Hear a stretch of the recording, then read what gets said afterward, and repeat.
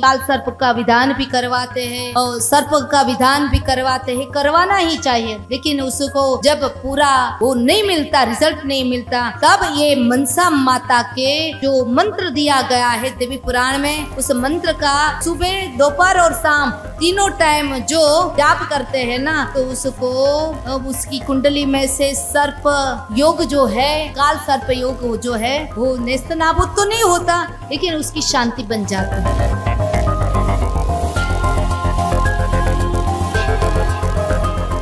जो मनसा माता जो है, वो मनसा माता शादी विवाह करके आई और अपने घर में जो पर्णकुटी में वो रहने लगी, पति के साथ जीवन व्यतीत होने लगा।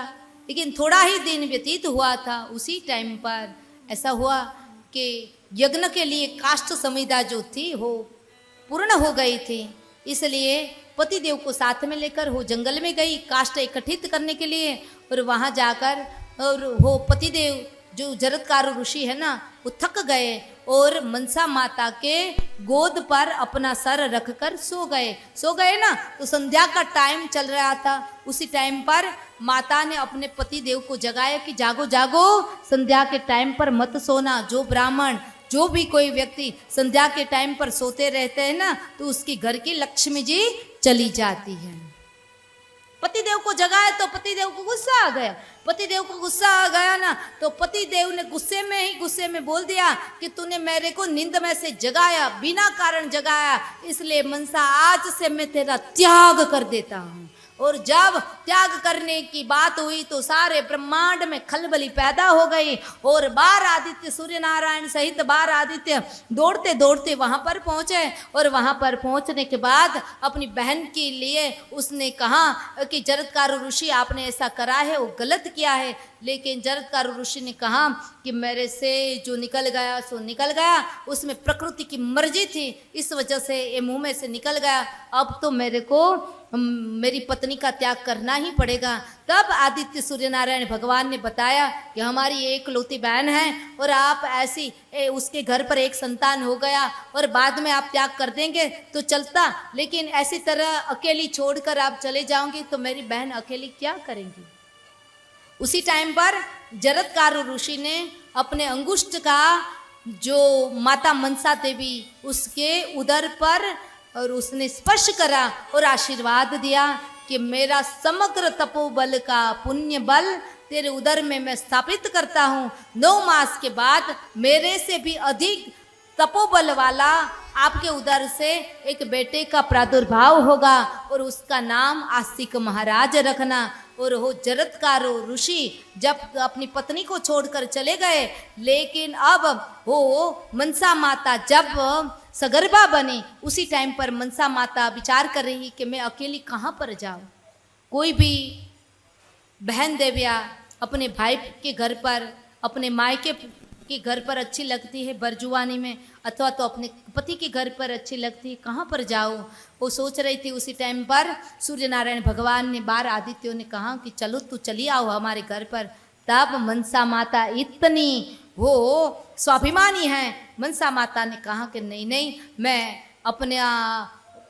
मैं शादीशुदा हूँ, इसलिए मैं आपके घर पर नहीं आ सकती, मैं कुछ न कुछ मेरे लिए जगह हो जाएगी। उसी टाइम पर भगवान शिव और पार्वती वहाँ पर प्रकट हुए और हो पतिव्रता नारी है ना, इसलिए माता पार्वती ने बोल दिया कि चलो आप मेरे कैलाश लोक में। और माता मनसा देवी कैलाश लोक में गई। सगर्भा स्थिति में माँ पार्वती ने उसकी बहुत संभाल रखी और वहाँ रहते रहते वो भगवान शिव जी के गले में जो शेषनाग था ना, उसके साथ उसको प्रीत हो गई। और जब श्रावणी पूर्णिमा आई तो उसकी कलाई पर राखी बांधी, भाई बनाया और भाई ने कहा शेषनाग वासुकी नाग ने, मांगो मनसा क्या चाहिए। तब मनसा माता ने कहा मैं मांगने वाली बहन नहीं हूँ, आपको चाहिए तो आप मांग लो मेरे पास से। तो उसी टाइम पर शेषनाग ने कहा, वासुकी नाग ने कहा कि अवसर आएंगे तब हम मांगेंगे। तो वो समय आ गया जब जन्मेजय ने सर्प यज्ञ का प्रारंभ कर दिया और सारा सर्प कुल का विनाश होने जा रहा था। उसी टाइम पर माता मनसा ने अपने बेटे को भेजकर वो सर्प यज्ञ बंद करवा दिया। और सारे नाग कुल ने कहा कि बहन आज से तू हमारी नाग माता है। मनसा माता के नाम से तो सारे जगत में जानी गई, लेकिन नाग माता के नाम से सारी जगत में जानी जाएंगी। और मनसा माँ तेरा कोई नाम स्मरण करेगा ना तो उसकी जन्म कुंडली में सर्पदोष, काल सर्पदोष जो भी होगा वो भी चला जाएगा। माता मनसा, नाग माता तेरे को कोई भी याद करेगा ना तो हमारा सर्प के उपद्रव से शांति मिल जाएगी, मेरा आशीर्वाद है। और वो माता इस संसार में कौन से नाम से जानी गई? बोल श्री नागेश्वरी माता की जय, नागेश्वरी माता की जय, नागेश्वरी माता की जय। राजस्थान में ऐसे कई परिवार हैं कि उसके कुल देवी, कुल माता नागेश्वरी माता है।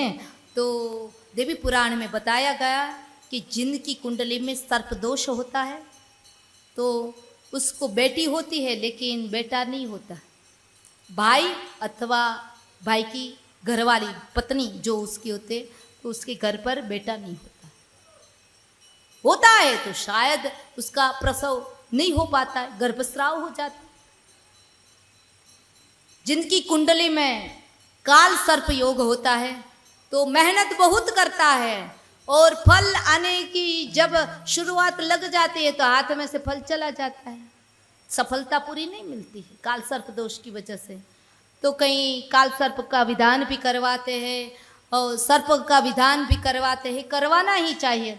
लेकिन उसको जब पूरा वो नहीं मिलता, रिजल्ट नहीं मिलता, तब ये मनसा माता के जो मंत्र दिया गया है देवी पुराण में, उस मंत्र का सुबह, दोपहर और शाम तीनों टाइम जो जाप करते हैं ना तो उसको उसकी कुंडली में से सर्प योग जो है, काल सर्प योग जो है वो नेस्तनाबूद तो नहीं होता लेकिन उसकी शांति बन जाती है। तो सुनो ये श्लोक, सुनो ये मंत्र।